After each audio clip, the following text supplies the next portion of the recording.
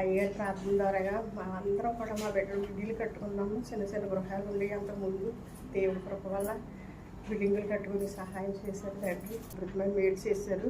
ఇంకో సాక్ష్యం, మా ఇంకుడు మా అమ్మాయి సినిమా అంగారో క్యాన్సరు కామురులు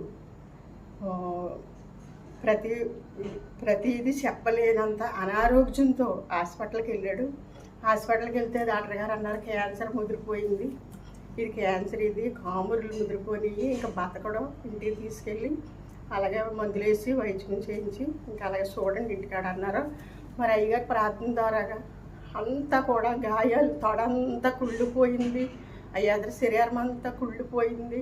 ఆ గాయాలను దేవుడు కట్టి స్వస్థపరిచి ఇప్పుడు బలపరిచి దేవుడు అన్నయ్య తిరిగిలాడుతున్నాడు, సెంటర్కి వెళ్తున్నాడు. ఇప్పుడు బస్సు మీద కూడా మరి డ్యూటీకి వెళ్తాడు. ఇప్పుడు అన్నయ్య దేవుడు చేసిన మేలు అన్నయ్య గారు ప్రార్థన.